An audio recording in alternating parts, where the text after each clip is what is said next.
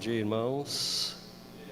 Vocês que estão conosco aqui no templo, bom dia para você também que está conosco através da internet. Deus abençoe a sua vida, Deus nos abençoe. Estamos iniciando esse tempo de celebração. Nesse domingo que o Senhor tem nos concedido, nós vamos orar. Depois nós vamos ler um texto bíblico. Você que está conosco, eu queria te convidar a ficar de pé, nós vamos estar orando. Depois nós vamos ler o Salmo de número 20. Salmo de número 20. Você que está conosco através da internet também, nesse tempo de culto, participe desse tempo de oração. Senhor, nós celebramos o Teu nome, adoramos o Teu nome, pela oportunidade preciosa que o Senhor nos dá de estarmos juntos mais uma vez, em Sua casa, em Sua presença, para adorar ao Senhor, bendizer o Teu santo nome, glorificar a Sua majestade, reconhecer, ó Deus, o Seu cuidado, o Seu carinho, sermos gratos pelo Seu amor e também colocar diante do Senhor as nossas questões, as nossas lutas, as nossas dificuldades. Ó Deus, faz-se presente em nosso meio, aceita a nossa adoração e fala conosco de uma forma muito especial nesta manhã. É a nossa oração. Em nome de Jesus, amém, Senhor, e amém. Abra sua Bíblia, então, Salmo de número 20, e nós vamos ler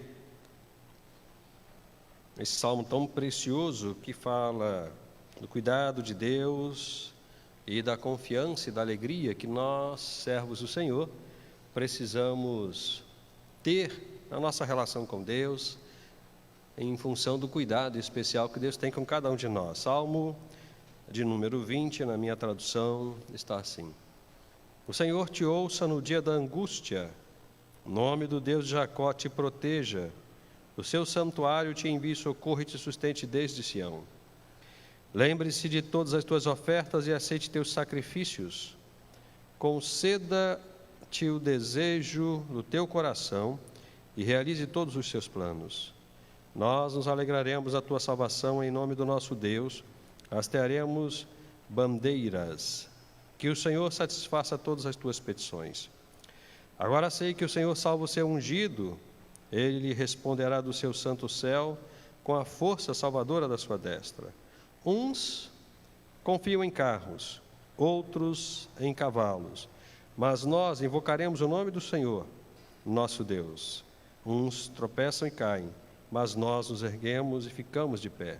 Ó Senhor, dá livramento ao rei, responde-nos quando clamarmos. Palavra do Senhor. Os irmãos podem estar sentados.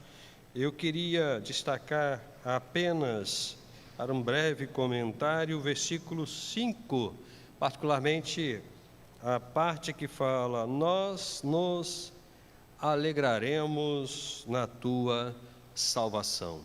Meus queridos, nós estamos, isso já se tornou um discurso retórico, Nós estamos vivendo tempos muito desafiadores, muito difíceis, tempos que nos abatem mesmo, Doença, óbitos, conflitos, generalizados, família, trabalho, uma série de outros grupos sociais em que os conflitos estão sendo estabelecidos. Tudo puxa para baixo, tudo joga para a tristeza, para o choro, para a lágrima.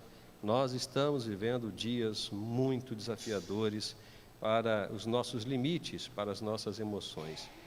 Mas, apesar de tudo isso, nós que somos o povo da esperança, o povo da fé, o povo da certeza do cuidado de Deus, que entendemos exatamente tudo que está acontecendo, a razão, o motivo pelo qual tudo que está acontecendo da forma como está acontecendo, e entendemos também que Deus não apenas é alguém real, concreto, mas é alguém que se relaciona com cada um de nós.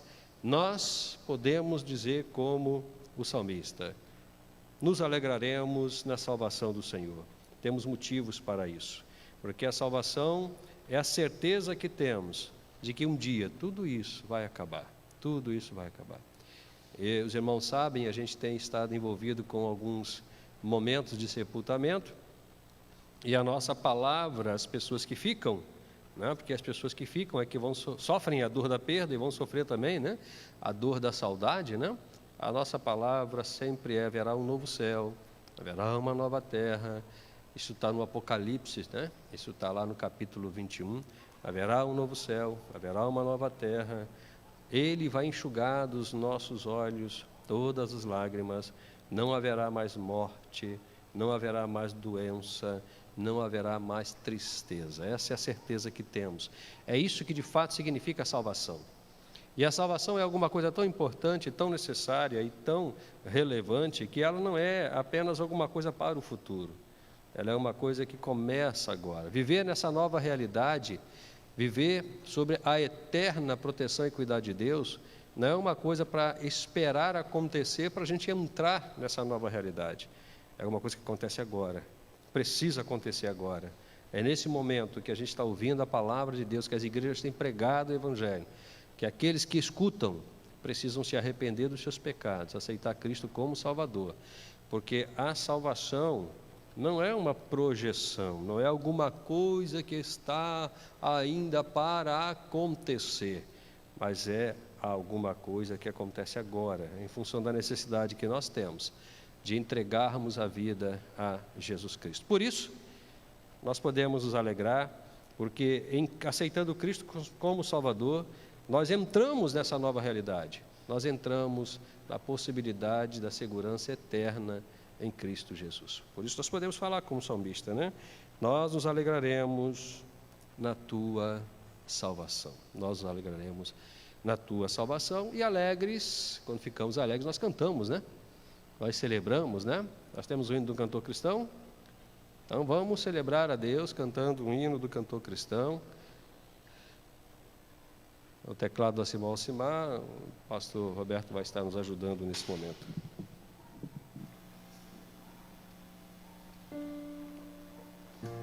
Bom dia, irmãos. Ficar de pé, está entoando esse hino. Hino 566, saudação.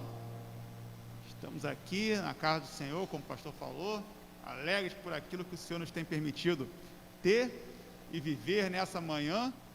Por esse motivo, nós nos alegramos, exaltaremos assim o nome do Senhor nosso Deus nesse momento.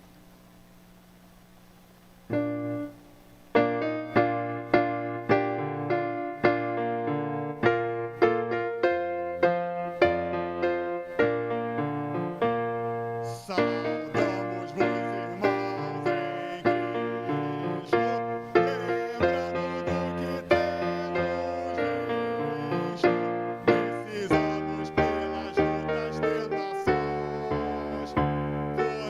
atendidos.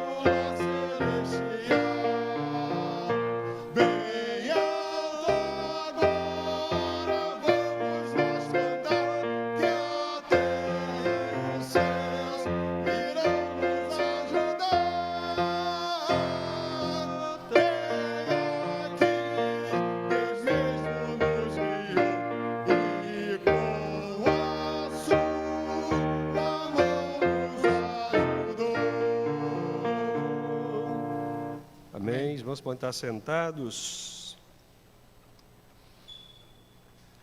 O Senhor é o meu pastor, nada me faltará. Ele me faz deitar em pastos verdejantes, guia-me para as águas tranquilas, renova minha alma, guia-me pelas veredas da justiça, por amor do seu nome.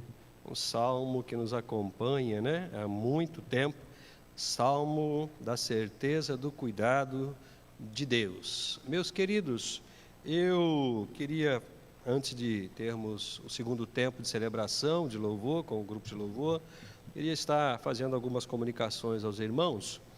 Hoje à noite nós temos o culto de missões e temos presente conosco o executivo da Junta de Missões Estaduais, é o pastor Daniel Kunta. Graças a Deus, ele conseguiu um espaço na agenda dele para estar conosco. Estaremos abrindo oficialmente, então, a campanha de missões estaduais que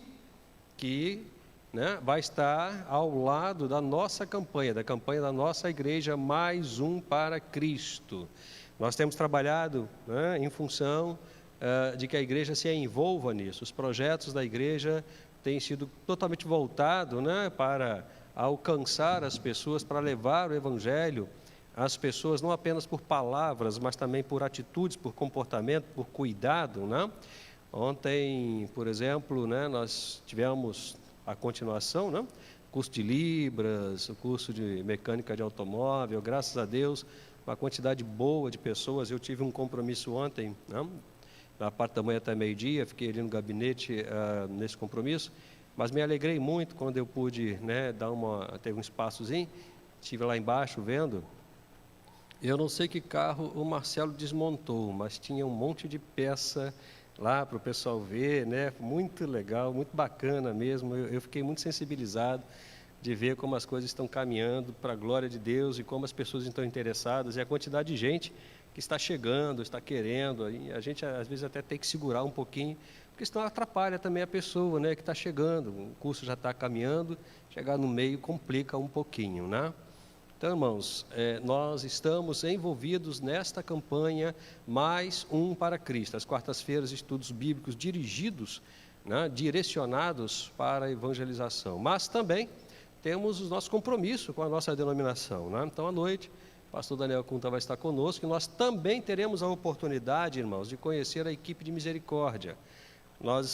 Um grupo de irmãos foi preparado durante um bom tempo pelos profissionais da igreja, da área de saúde, e nós então à noite poderemos conhecer e consagrar esse grupo de irmãos que vai estar já daqui a 2 semanas saindo para visitar as pessoas e cuidar das pessoas, dar atendimento, né, o mínimo necessário possível na área de higiene, de saúde, e também para estar lá ouvindo a pessoa, orando com ela, escutando as histórias. Os irmãos que são moradores da comunidade sabem muito bem a quantidade de pessoas aí dentro com depressão, moram sozinhos, uma série de outros fatores que os irmãos entendem perfeitamente. Nós entendemos que, como igreja de Cristo, não são eles que têm que vir até a gente tem que ir até eles. A gente tem que ir até eles. Então, nós vamos, essa equipe que os irmãos vão ter a oportunidade de conhecer à noite e vão ter a oportunidade de abençoar, daqui a 2 semanas vai estar completamente envolvidas nesse processo de visitação, de cuidado, de carinho. Deus tem sido bondoso, irmãos, e a igreja está sendo dirigida por Cristo. Por Cristo, é Ele que está dando a direção. Meus queridos, estejam orando pelo Diego, a esposa dele, e a filhinha dele, que acho que tem 1 ano e 2 meses aproximadamente. O Diego é filho da nossa irmã Edna. Na quinta-feira, nós estivemos ali fazendo o sepultamento da irmã Edna, ali no São Miguel, e foi um tempo muito difícil para o Diego, né? Os irmãos sabem, minha irmã estava internada, e o Diego vem conversando comigo, pedindo que Deus tivesse condição de dar a ele a oportunidade dele conversar com a mãe antes da mãe partir para o lar celestial. Ele queria conversar com a mãe, se desculpar, não?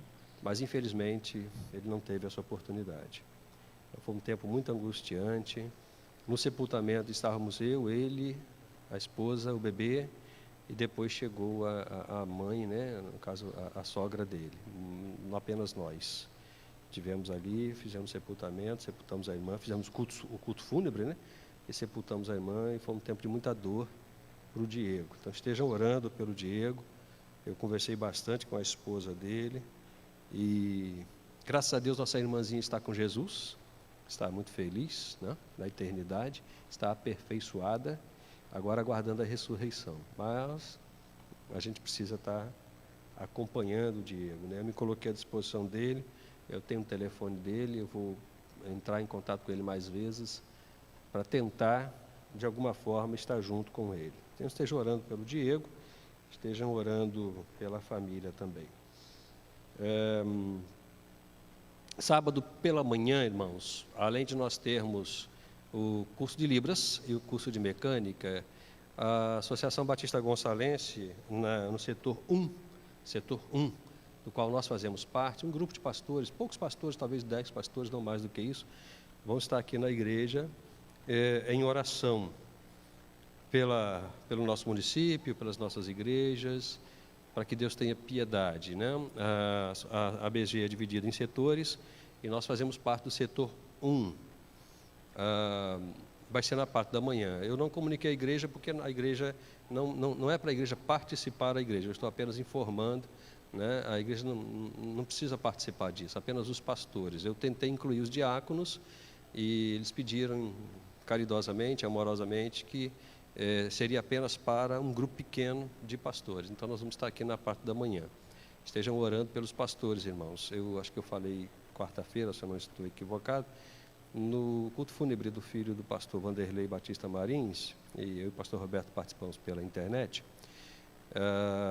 foi nos informado que desde que, só na Fluminense, só na Convenção Batista Fluminense, desde o início da pandemia até a semana passada, né, 51 pastores faleceram de Covid. 51 pastores faleceram. Fora algumas esposas, alguns filhos, né? E é possível que tenha aumentado o número, porque, né, a gente já passou alguns dias. Então, está a informação de que os irmãos, principalmente para o pessoal de Libras e para o pessoal de Mecânica, né, vai ver gente nova aí, não é para o curso, tá? não é para o curso, os pastores que vão estar se reunindo, talvez ali no galpão, para estar orando. Meus queridos, eu queria também fazer uma solicitação aos irmãos, aqueles que estão presentes e aqueles que estão conosco através da internet. É uma solicitação com muito carinho, muito carinho. Nós temos atendido muitas pessoas ali no gabinete, inclusive pessoas que não são membros da igreja. Algumas, inclusive, que nem são evangélicas, nem são convertidas. Nós abrimos, né, uma janelinha na porta para facilitar, né, a gente está se vendo, passa para lá e tal, né? E eu queria pedir encarecidamente aos irmãos que nos ajudassem no seguinte sentido. Quando o pastor estiver com a porta fechada, atendendo, por favor, não fiquem na janela olhando, nem batam na porta, nem queiram entrar, porque é um momento muito exclusivo. A pessoa está ali falando, abrindo o coração, chorando, né, falando de pecados, falando de coisa muito séria. E, se eu não estou equivocado, acho que é o artigo 154 do Código Penal, eu vou depois verificar isso, artigo 154 do Código Penal,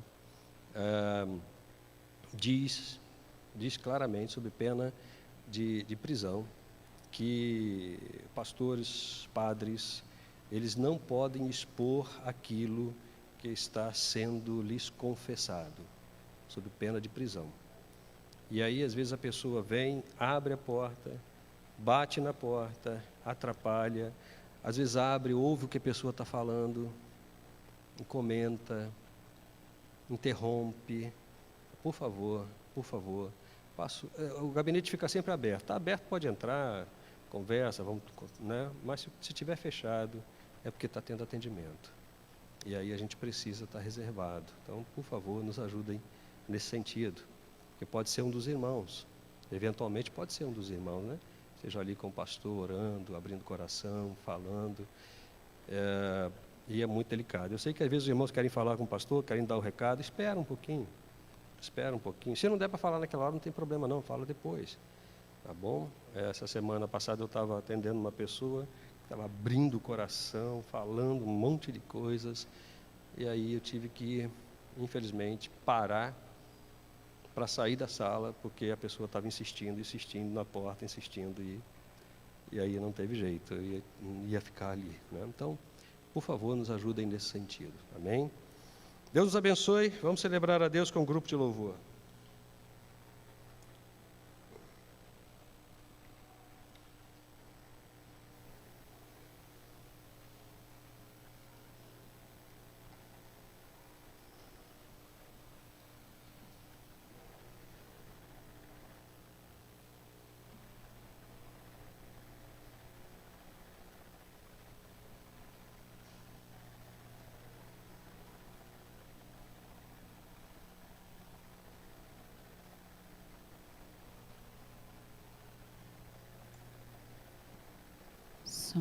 Bom dia, irmãos.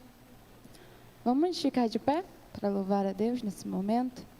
Esse momento também é para a dedicação dos dízimos, das ofertas, então os irmãos sintam-se à vontade nesse momento para isso também.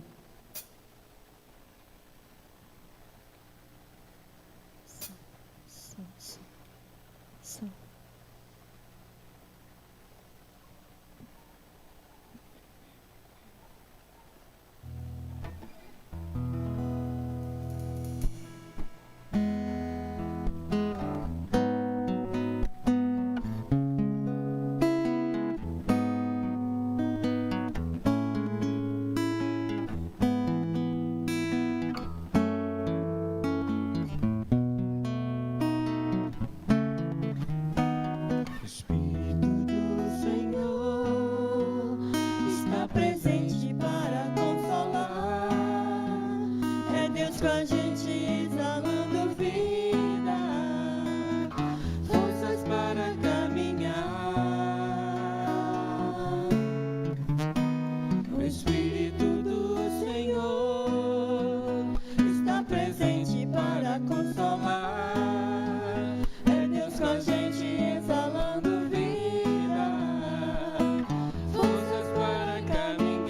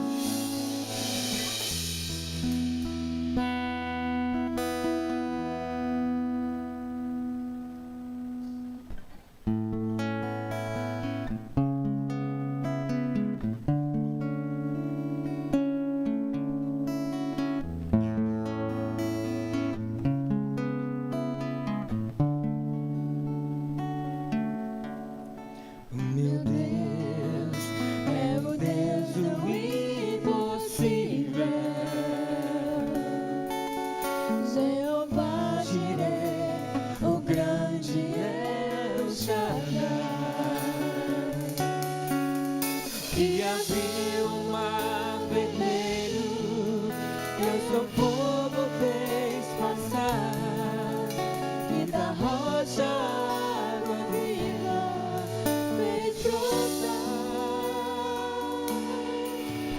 O meu Deus é o Deus do impossível.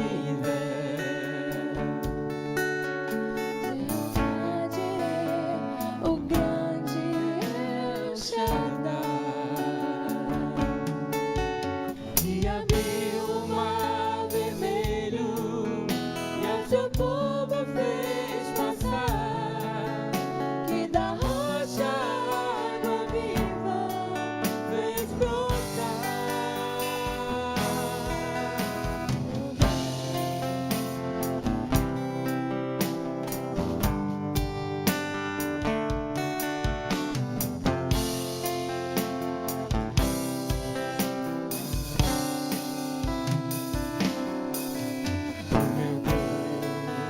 É o Deus do impossível,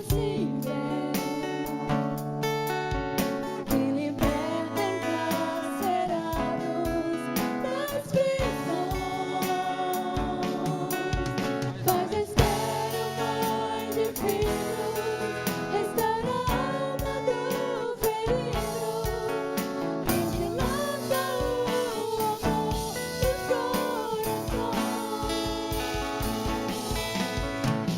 Que dá vista aos cegos e aos surdos faz ouvir, faz a tempestade se acalmar, andando sobre o mar e aos mudos fez falar, paralíticos e coxos fez andar.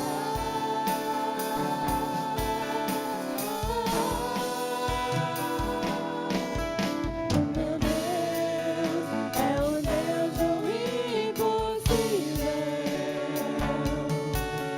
é o mesmo hoje e sempre há de ser. O meu Deus é o Deus do impossível, e fará o impossível pra você, e fará o impossível por você. Oremos. Deus, obrigada, Pai, por mais esse dia. Obrigada, Senhor, pelo teu cuidado e livramento. Receba, Senhor, nosso louvor, a nossa adoração a Ti, ó Pai. Fale, Senhor, mais uma vez aos nossos corações através da palavra, e que o Senhor venha estar agindo mais uma vez em nossas vidas. Entregamos diante de Ti os nossos irmãos que estão enfermos, os nossos irmãos que estão enlutados e aqueles que estão passando por alguma dificuldade. Que o Senhor venha estar agindo, Pai, na vida de cada um. Em nome de Jesus que nós oramos. Amém. Podem sentar, irmãos.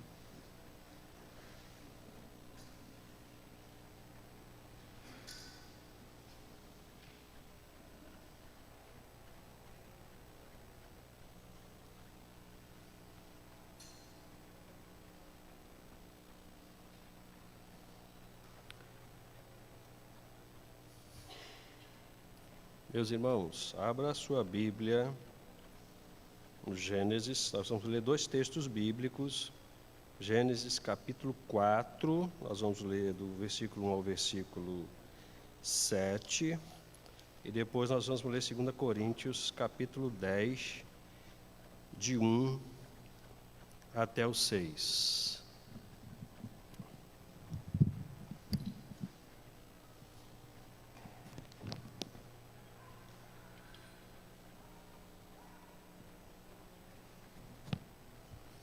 Primeiro Gênesis, capítulo 4, nós vamos ler do verso 1 até o verso 7, e nós estamos encerrando hoje, pode colocar, Daniel, por gentileza, nós estamos encerrando hoje uma série de mensagens sobre esse tema, conhecendo as armas de Satanás contra a igreja.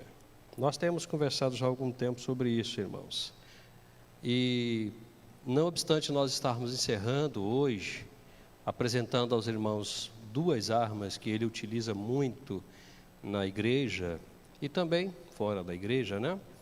Existem muitas outras, mas nós entendemos pelo Senhor que estas que nós já conhecemos até agora são aquelas que Deus nos orientou para comunicar à igreja.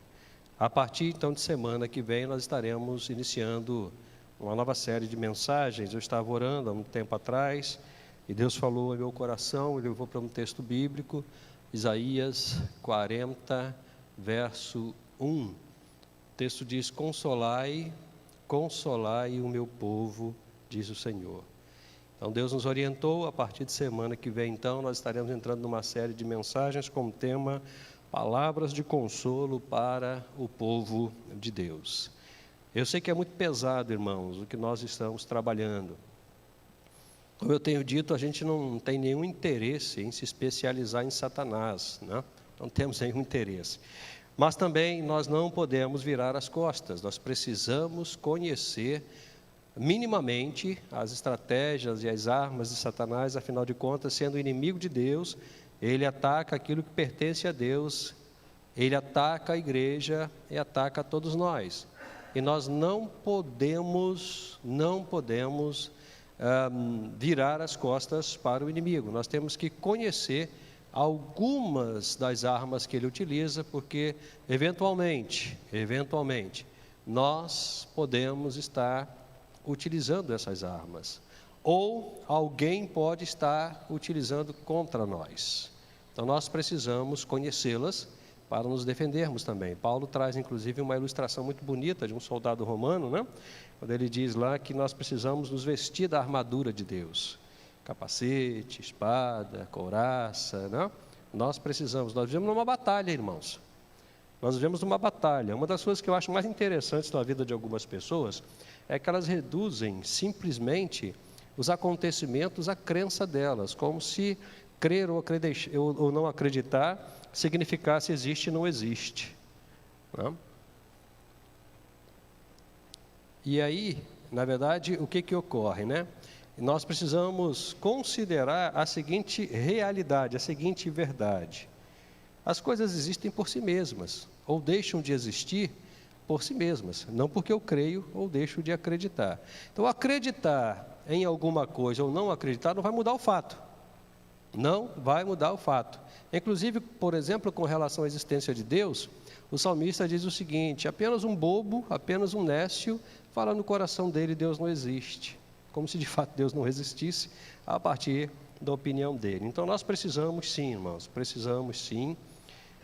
conhecer as armas de Satanás, mas precisamos também trabalhar o conforto, trabalhar o consolo, trabalhar o cuidado de Deus com os nossos corações. Nós vamos conhecer hoje duas armas muito sérias mesmo, que são a inveja e a desobediência. A inveja e a desobediência. Gênesis capítulo 4, verso 1 ao 7. Pastor Roberto.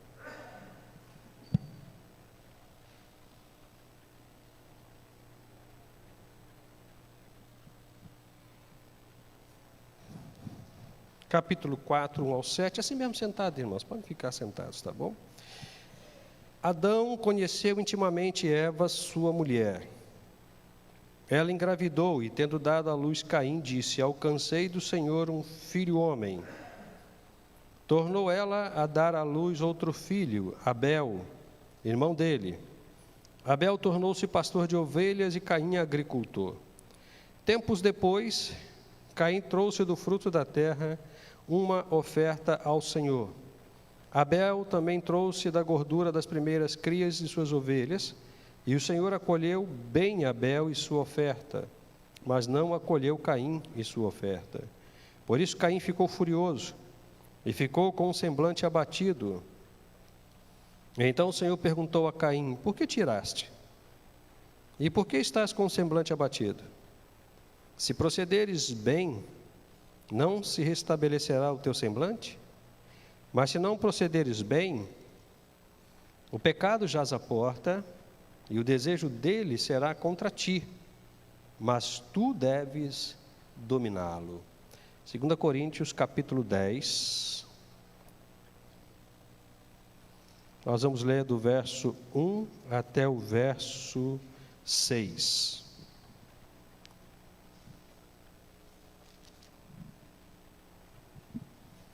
Segunda Coríntios capítulo 10, nós vamos ler do verso 1 até o verso 6. Eu, Paulo, peço-vos pela mansidão e bondade de Cristo, eu que quando presente entre vós sou temeroso, mas quando ausente corajoso para convosco.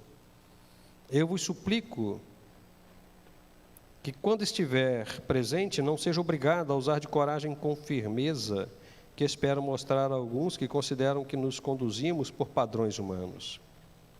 Pois embora vivendo como seres humanos, não lutamos segundo os padrões do mundo, pois as armas da nossa guerra não são humanas, mas poderosas em Deus para destruir fortalezas.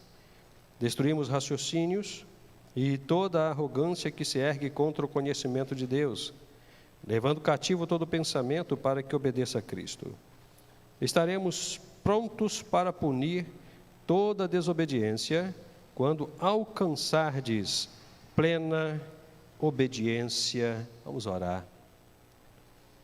Ó Deus de toda bondade, graça e consolação, nós bendizemos o Seu nome por esse momento especial que o Senhor separou para nós.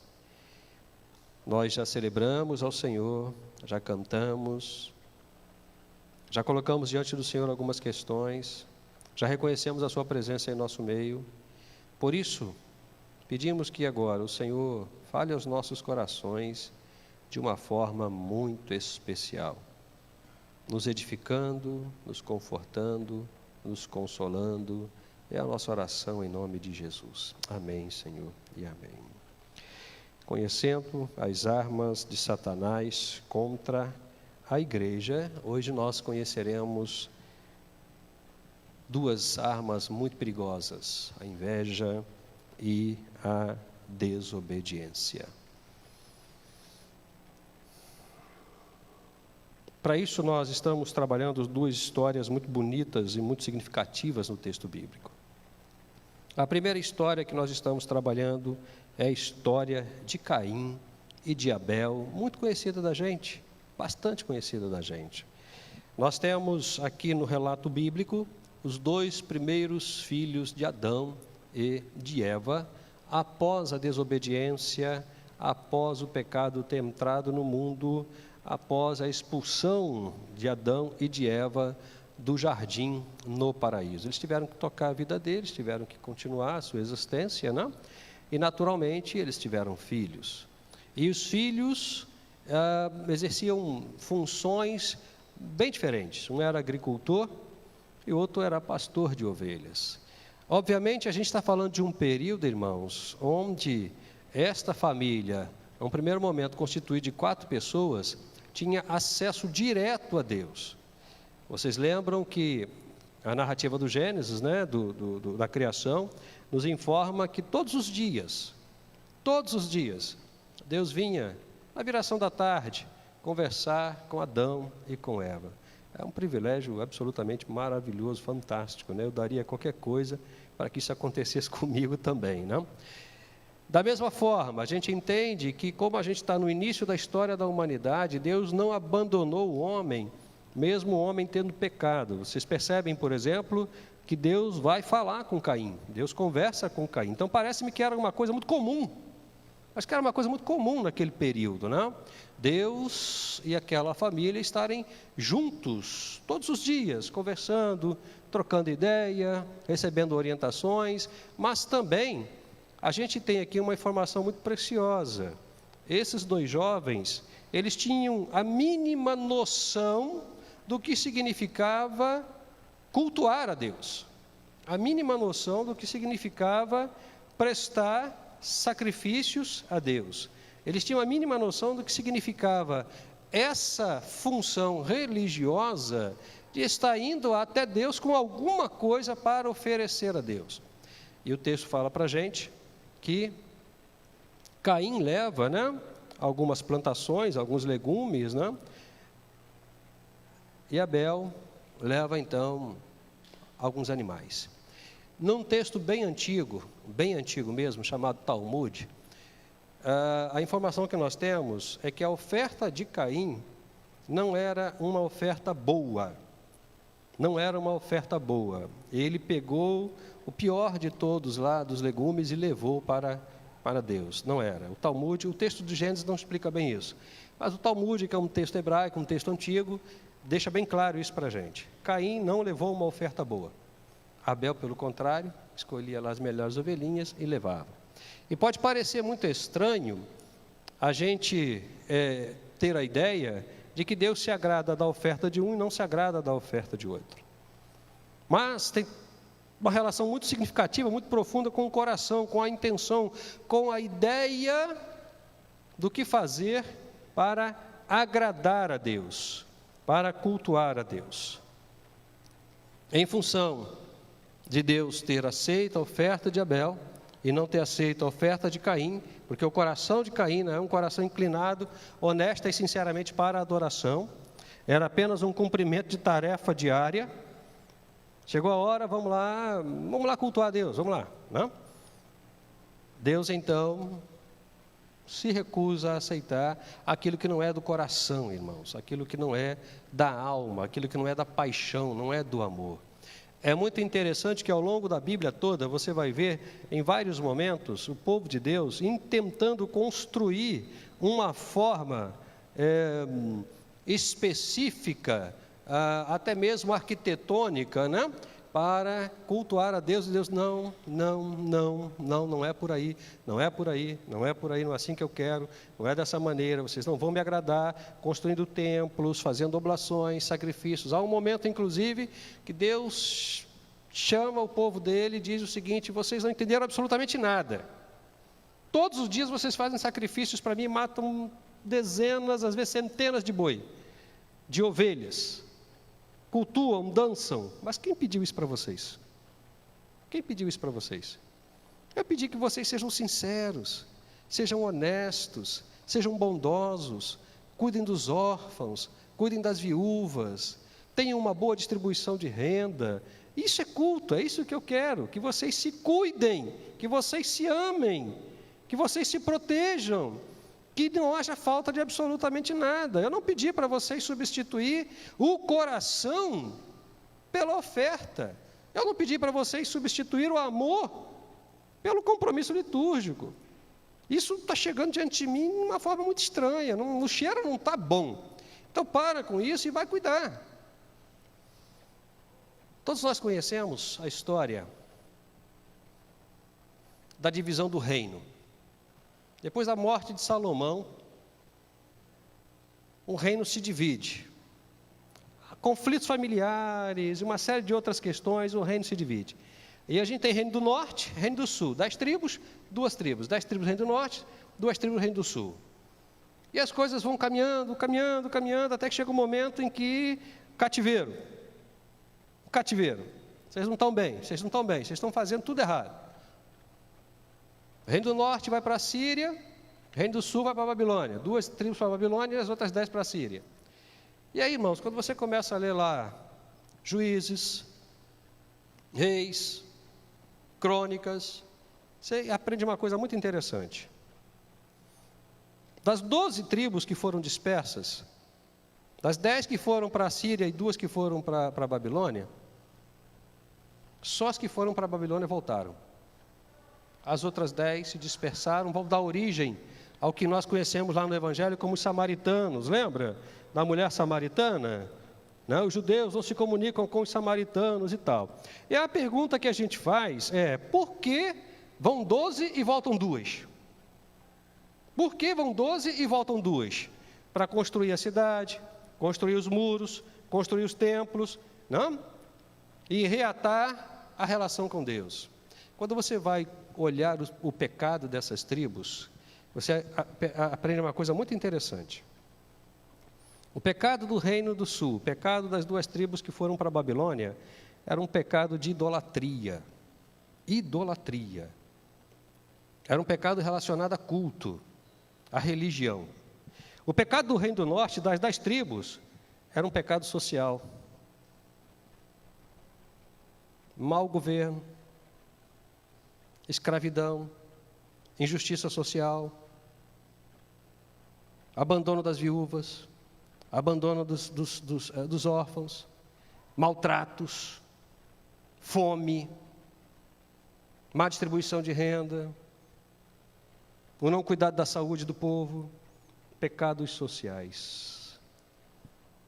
Deus consegue resolver bem a questão do pecado da idolatria, porque o pecado da idolatria é um pecado que evidencia que a gente não entendeu bem o que significa adorar a Deus, e aí Deus entra no circuito para nos orientar. Mas se tem uma coisa que Deus não gosta, é pecado social. Deus não gosta. Deus não gosta. É só você ler o que Tiago chama de religião pura e verdadeira para com Deus o Pai. Visitar as viúvas, cuidar dos órfãos. Então, irmãos, aquilo que não é do coração, aquilo que não é da alma, aquilo que não é da paixão, não é bem visto diante de Deus, não é aceito diante de Deus. Porque, irmãos, para que Deus quer um cordeiro cortado no meio e queimado? Ele vai colocar isso aonde?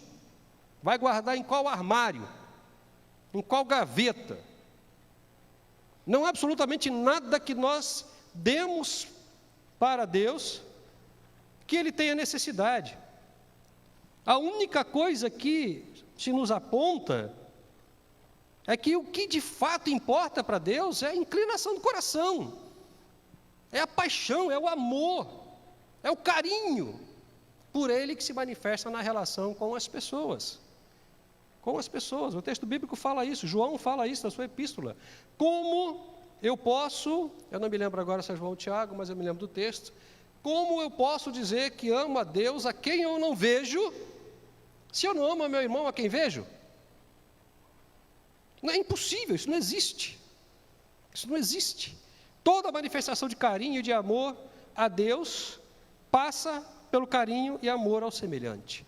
É a prova mais cabal, mais evidente de que nós amamos a Deus, amar o nosso semelhante. O que importa para Deus é a inclinação do coração. E aí nós conhecemos bem a história. Caim mata o seu irmão. Mata o seu irmão.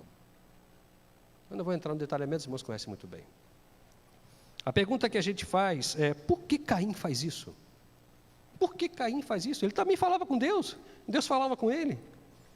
Por quê? O que leva Caim, um homem que ouvia a voz de Deus, que andava com Deus, no cotidiano, onde ele estava, Deus estava ali, Abel, Adão, Eva, Deus era um Deus presente na família. O que leva esse homem, esse jovem, a matar o seu irmão? Inveja. Inveja. Inveja. Inveja. Ele foi aceito e eu não fui aceito. A oferta dele é melhor do que a minha. O culto dele é melhor do que o meu. Inveja. Inveja. Terrível, né? E essa é uma arma terrível que Satanás tem colocado contra a igreja e às vezes no meio da igreja. Eu queria falar para você 3 coisas sobre a inveja. Muito importantes. 3 coisas muito importantes sobre a inveja enquanto arma de Satanás contra a igreja. E eu queria que você examinasse o seu coração nessa hora, inclusive você que está conosco através da internet. Primeira coisa que eu queria te falar é um conceito simples, objetivo, que eu peguei ontem, quando estava estudando para a mensagem, de um homem que nem cristão é um ateu.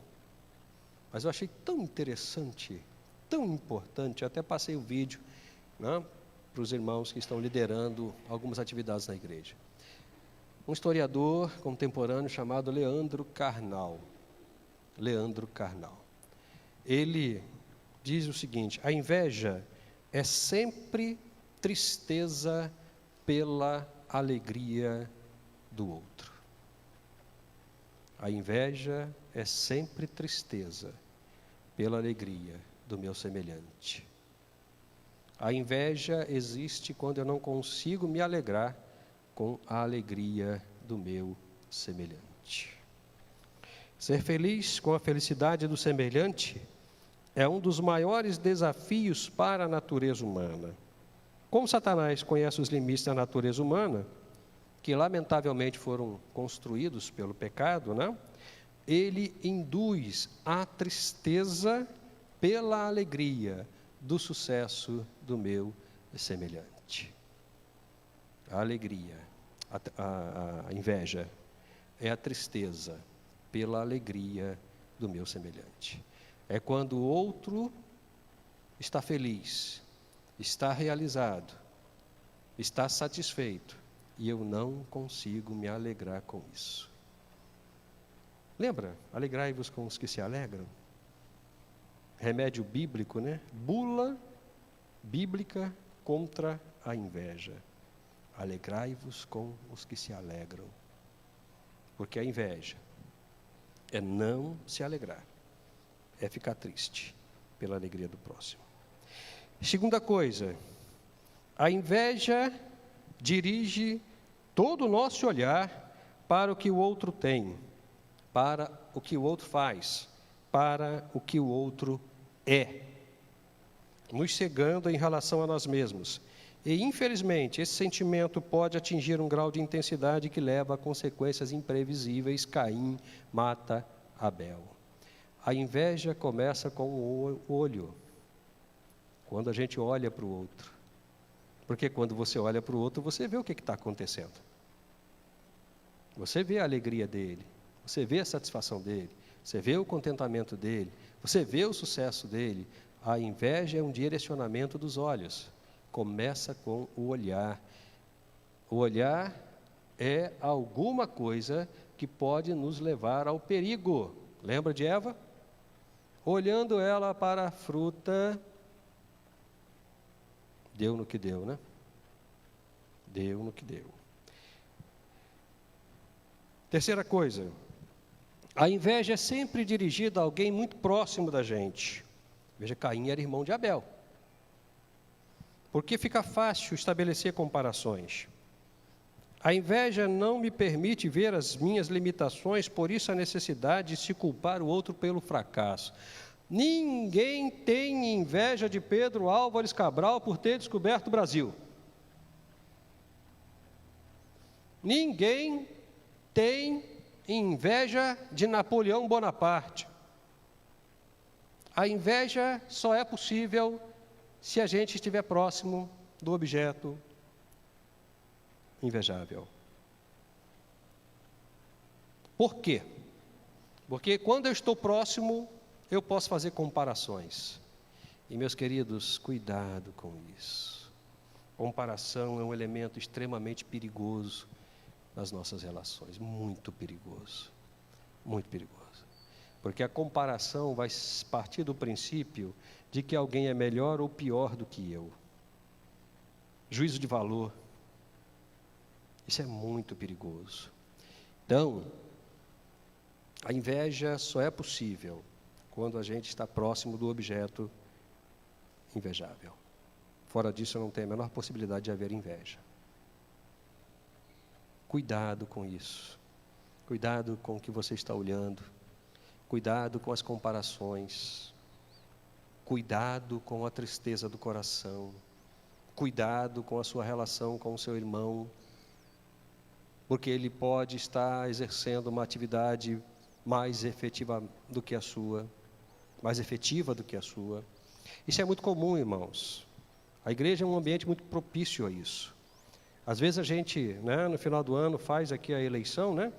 As pessoas assumem responsabilidades, e aí, no andar da carruagem, a coisa meio que, né, vai ficando, né, meio barro, meio tijolo e tal, né? E aí entra alguém, começa a fazer um trabalho melhor do que a gente, começa a despontar numa atividade, a gente já começa a criar problema, a gente já começa a trazer conceitos de que Deus não quer, a gente se cobre se protege atrás da fé, da crença, de ideias a respeito da vontade de Deus, e aí daqui a pouco a gente ataca o coração da pessoa e a pessoa também fica triste. Inveja. Inveja. Alguém sempre será melhor do que você, alguém sempre será pior do que você. Isso é perfeitamente natural, isso é normal. Nós não sabemos tudo, não conhecemos tudo, não podemos tudo. O que nós precisamos fazer, irmãos, é combater a inveja, porque é uma arma satânica no meio da igreja.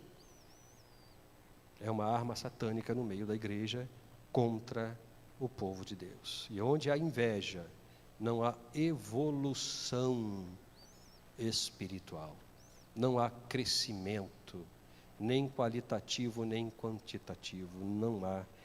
Cuide do coração, cuide da mente, cuide dos olhos, cuide das emoções, aprenda a se alegrar com a alegria do próximo, aprenda a não fazer comparações, porque se você começar não vai parar nunca, porque alguém vai ser sempre melhor ou pior do que você. Não use você mesmo, a máxima de um sofista chamado Protágoras, né?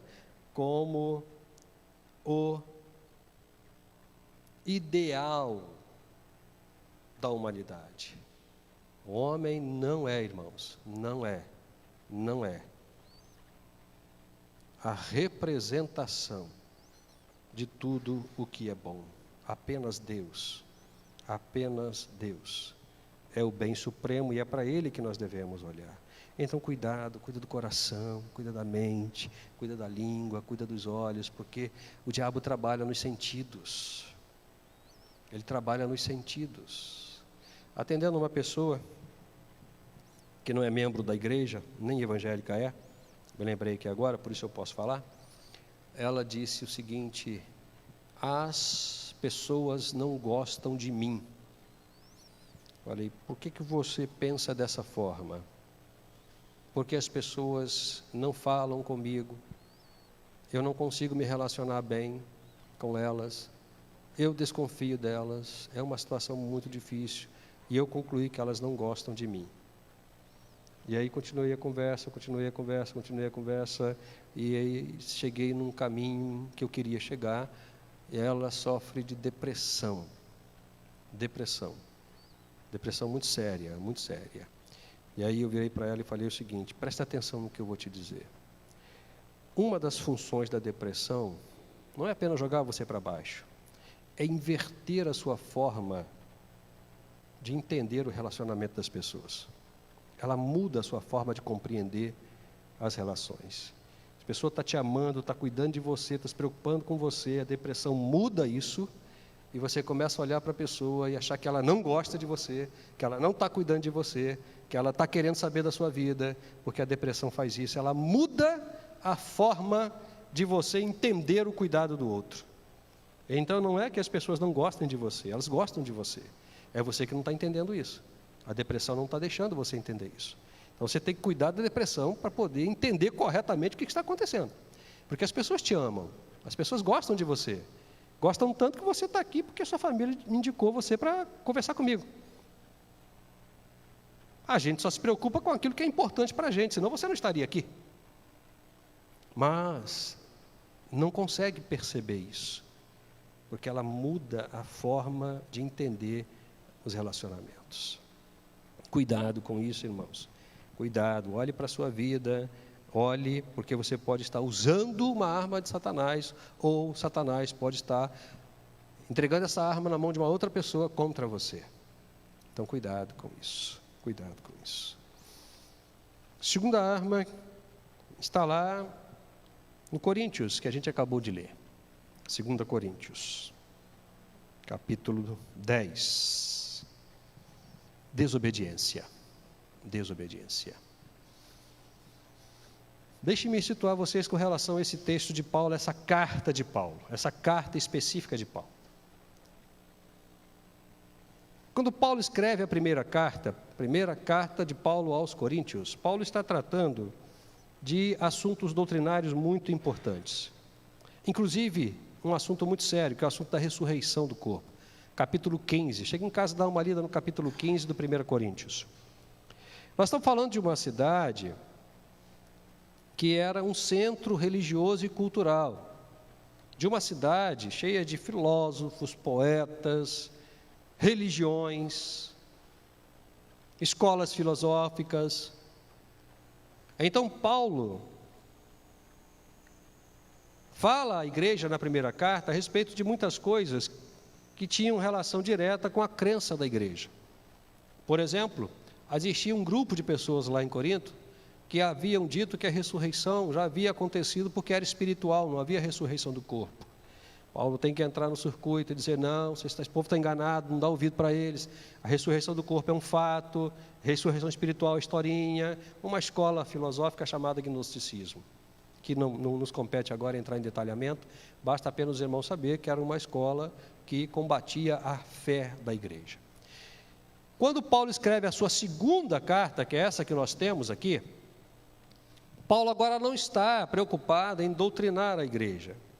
Paulo está agora escrevendo essa carta para defender o seu apostolado. Por quê? Porque em função de tudo que estava acontecendo na cidade de Corinto, na igreja de Corinto, havia um grupo de pessoas lá que não aceitavam o apostolado de Paulo. Diziam que Paulo, por carta, falava uma coisa, mas quando estava presente falava outra. Paulo era um homem de dúbia palavra. Paulo não tinha autoridade espiritual, porque ele não fazia parte do colegiado dos 12, ele não caminhou com Jesus, ele entrou a reboque lá na frente, indo para Damasco, onde teve a experiência dele. E depois se tornou um dos líderes da igreja, um grande missionário. Mas, para algumas pessoas de Corinto, Paulo não era apóstolo, então a palavra dele não tinha valor nenhum.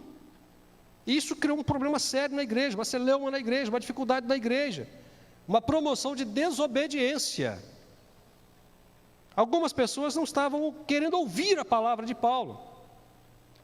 E aí Paulo escreve essa segunda carta com uma série de informações, de argumentos, meio que uma apologia ao seu apostolado, defendendo a sua autoridade apostolar.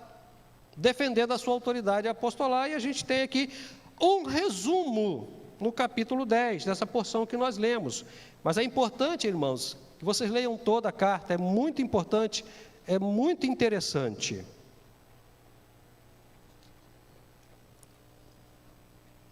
Porque era uma igreja com um grupo de pessoas pautada na desobediência. E aqui é uma questão curiosa. Tanto lá no Gênesis, na história de Caim e Abel, quanto nesse contexto de Paulo, a inveja e a desobediência, ela se dá em função da compreensão particular que Caim tinha e que essa igreja tinha, um grupo de irmãos dessa igreja tinha, do que significava a vontade de Deus. A briga toda, a confusão toda, os sentimentos todos, os comportamentos todos giram em torno daquilo que eles tentavam entender, ou pelo menos intentavam, entender o que era a vontade de Deus. Queria falar 3 coisas também para você, bem objetivas sobre a desobediência. Primeira coisa, a desobediência é uma forma de afrontamento e resistência a partir do sentimento de arrogância e de autossuficiência, direcionada a valores importantes da sociedade humana, entre as quais a igreja faz parte. A igreja é uma sociedade humana, ok? E, inclusive, a igreja é a única instituição humana que detém valores absolutos. Os valores existem para que possamos viver bem as nossas relações. A desobediência, meu querido, ela se alimenta do conflito entre os valores e a necessidade de não respeitá-los. Satanás é especialista em construir situações de conflitos e de desobediência. Trocando em miúdos, o que a gente está querendo dizer para os irmãos? A desobediência é um afrontamento aos valores de Deus. A desobediência é um enfrentamento aos valores de Deus. instituídos na igreja. Isso acontece em função da arrogância ou da autossuficiência. O que a gente mais tem dentro da igreja, irmãos. Isso não é uma exclusividade nossa, tá? O que a gente mais tem dentro da igreja são pessoas que arrogam a capacidade de saber exatamente aquilo que Deus quer. E porque sabem, não obedecem à sua liderança, não reconhecem a autoridade daqueles que Deus constituiu. Não reconhecem. E isso é muito sério. Muito sério. Muito sério. Segunda coisa. Na Igreja de Cristo, a desobediência tem origem na dimensão espiritual, com o objetivo de construir o desequilíbrio afetivo, né? E instituir o desrespeito às autoridades constituídas por Deus para a edificação da igreja. O diabo é inteligente. O diabo é inteligente. Quando ele quer mexer na sua afetividade, no seu amor, ele toca na sua crença. Ele toca na sua crença. Porque nós vivemos e nos movemos em função daquilo que acreditamos. Nós construímos afetividade em função das nossas crenças.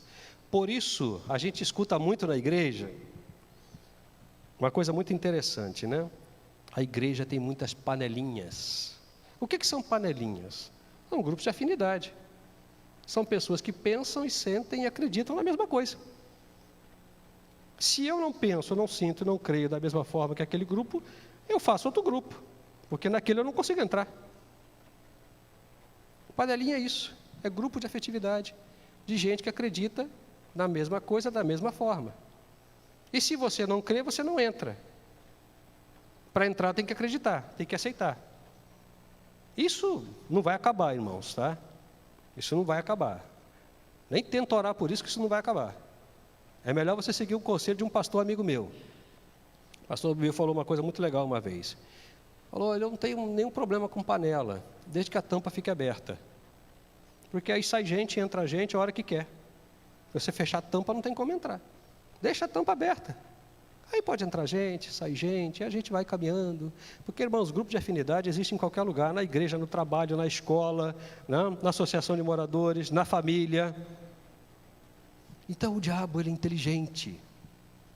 Ele é inteligente, porque ele sabe que se mexer na sua crença, ele vai construir em você um conceito de que você só pode amar aquele que acredita da mesma forma que você, que pensa como você, que é seu amigo.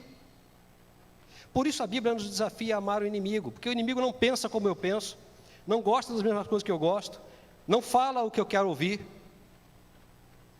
A Bíblia me desafia a amar aquele que é totalmente contrário a mim,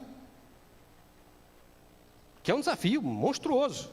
Então presta atenção, ele sabe que a melhor forma de acabar com o amor na igreja, a afetividade, o carinho, é instaurar a desobediência. Porque a desobediência gera o conflito, e o conflito gera a separação. E a separação é motivada pela ausência de amor.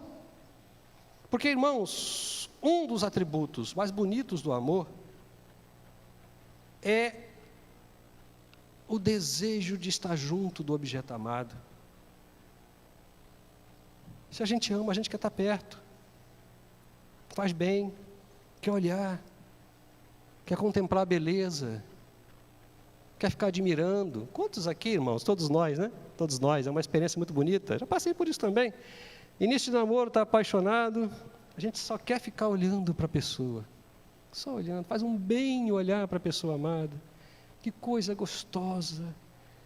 Aí, o amor gera coragens que normalmente a pessoa nunca teria. Vai para a casa do namorado, do namorado não, da namorada, né? Meia-noite, 1h da manhã, o pai já está quase que metendo o cinto nos dois. Sai a pessoa, não quer saber se tem bandido na rua, se vão assaltar ele, se ele vai sofrer um acidente. Não tem ninguém na rua, só tem ele indo embora para casa. Mas ele vai feliz, porque ele veio da casa da namorada, porque ele ama. Ele ama. O amor cria coragens que normalmente a gente não teria em outro momento. Isso é amor. Mas ele sabe que se ele instaurar a desobediência, acabou. Acabou a afetividade, acabou o relacionamento. Então, irmãos, a desobediência na igreja tem uma dimensão espiritual. Porque nós nos amamos, porque o amor de Cristo está derramado em nossos corações. E ele é inteligente. Terceira e última coisa. O desobediente precisa ser disciplinado. Não tenha dúvida nenhuma disso. E a desobediência pode ser destruída com armas espirituais. Eu acho belíssimo o versículo 6, quando Paulo diz: estaremos prontos para punir toda desobediência. Toda desobediência. O desobediente precisa ser disciplinado e a desobediência pode ser destruída com armas espirituais: oração, fé, leitura bíblica, amor, construção de relacionamentos. Trazer o conhecimento correto de Deus e o respeito à vontade dele é um caminho poderoso para destruir a desobediência. Mas eu não sou desobediente, não? Tem certeza? A gente pode avaliar isso? Pode botar na mesa seu comportamento, sua atitude, sua forma de pensar, sua forma de falar, a maneira como você está se relacionando com as pessoas. Pode, a gente pode fazer isso. Pode colocar na mesa, estender a toalha e colocar tudo na mesa, a sua vida e a minha vida na mesa. Talvez a gente tenha uma surpresa. Talvez a gente esteja sendo desobediente achando que está obedecendo. Porque a gente está defendendo uma coisa que não precisa de defesa. A igreja não precisa de defesa. Deus não precisa de defesa. A doutrina bíblica não precisa de defesa. A Bíblia não precisa de defesa. Quem precisa somos nós. E quem nos defende é Ele. Nós precisamos de defesa, sim. Porque as armas de Satanás estão aí, irmãos. E ele investe mesmo. Ele não tem pena de ninguém. Ele não tem pena de ninguém. Eu ontem, só para concluir a minha palavra, eu ontem assisti um filme, eu acho que foi na Netflix, não me lembro muito bem. E uma policial voltou para a cidade natal dela e ela começou a enfrentar os fantasmas dela. Qual era o fantasma dela? O ódio que a mãe tinha por ela. A mãe a odiava mortalmente. Gostava das outras irmãs, das outras filhas, mas não gostava dela. Chegou ao ponto de espancá-la até a morte. Mas ela não morreu. E aí tiveram que tirar a menina da casa. E vendo o filme, um filme muito centrado, né, nas questões emocionais, enfim, né, num instrumento que a gente chama de borderline, eu comecei a pensar, isso acontece de verdade. Mães que odeiam seus filhos, filhos que odeiam seus pais, espancamento. Todos os dias a gente ouve isso, irmãos. Todos os dias. Maldade, perversidade, crueldade. Parece que, sabe, isso virou um banquete. O mal virou um banquete para além da instituição da igreja. Então a igreja, irmãos, precisa olhar com muito carinho para as pessoas. Porque a igreja tem competência para avaliar, dizer, ó, o que está acontecendo é isso, ó. É inveja, é desobediência, é ciúme, é maldade, é perversidade, e isso tem origem no pecado. Nós conhecemos o início, o meio e o fim, e temos a solução para esse povo. Mas para isso a gente precisa cuidar de nós. Ninguém vai cuidar do outro se não estiver se cuidando, não tiver condições de se cuidar. Conhecendo as armas de Satanás contra a igreja, as últimas armas que eu estou compartilhando com os irmãos são a inveja e a desobediência a partir do texto bíblico, a partir da experiência de Caim e Abel e de Paulo. Cuidado. Olhe para a sua vida, para o seu coração, para o seu comportamento, para a sua palavra. que você está querendo. Cuidado. Não, usar uma expressão muito comum, né? Não dá mole para o diabo. Não dá mole para o diabo. Porque ele veio para roubar, matar e destruir. Se tem uma pessoa extremamente fiel aos seus propósitos, é o diabo. Ele mata, ele rouba, ele destrói mesmo. Não dá mole para o diabo. Não dá. Amém? Deus abençoe os irmãos. A partir de semana que vem, então, a gente vai estar trabalhando palavras de consolo para o povo de Deus. Grupo de louvor vai fazer uma apresentação, estaremos orando após e iniciando o período da escola bíblica dominical.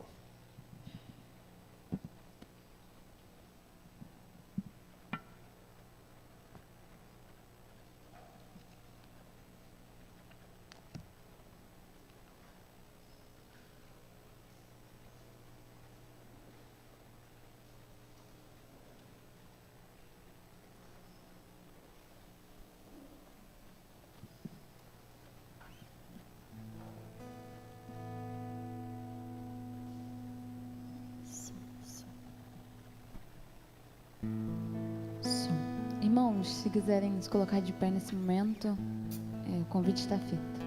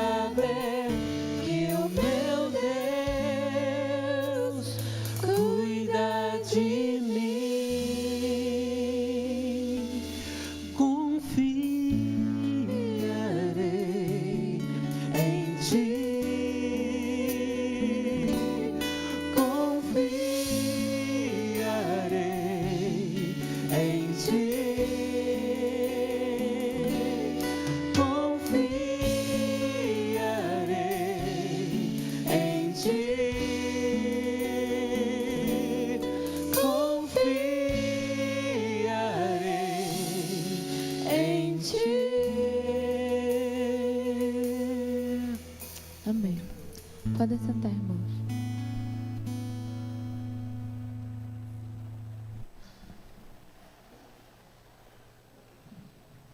Meus queridos irmãos, nós estamos caminhando para o término deste culto, agradecidos a Deus pela oportunidade de estarmos juntos, inclusive com você que está conosco através da internet. Muito obrigado, Deus abençoe sua vida. Logo mais à noite estaremos juntos aqui no culto de missões, onde poderemos, eu repito, conhecer a equipe de misericórdia, participar da celebração com o nosso querido irmão, pastor Daniel Kunta, não?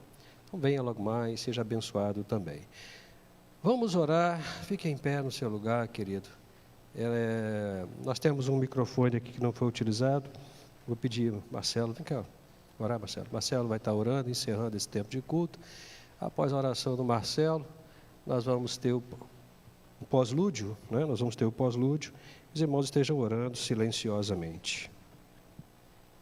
Aí os que puderem ficar para a EBD, por favor, fiquem, né? Porque não puderem, não tem problema. Nós temos ali um pedido de oração, Marcelo.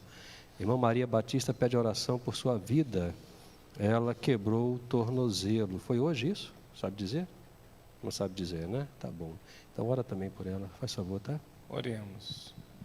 Senhor, nosso Deus, nosso Pai, graças te damos a Deus por mais uma vez, Senhor, estarmos aqui, ó Pai, em Tua casa, Pai, te cultuando. Ó Deus, obrigado por esse culto, ó Deus maravilhoso que Tu trouxe ao nosso coração, ó Deus, através do pastor.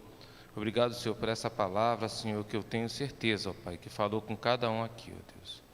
Ó Senhor, em especial agora, ó Pai, vem pela irmã Maria Batista, ó Deus, que ela possa, Pai, vir, ó Pai, a receber a providência da cura sobre a vida dela ali, Senhor. Ó Senhor, que ali os médicos possam, ó Pai, cuidar, ó Pai, e através da Tua sabedoria, ó Deus. Ó Deus, esteja também, Senhor, agora com o pastor, com cada um membro aqui representado, Pai, nos levando à nossa casa, ó Deus. Essa é a oração que fazemos em nome de Jesus. Amém. Obrigado, irmãos. Ao som do pós-lúdio, esteja orando silenciosamente. Deus abençoe a vida dos irmãos. Obrigado, Marcelo.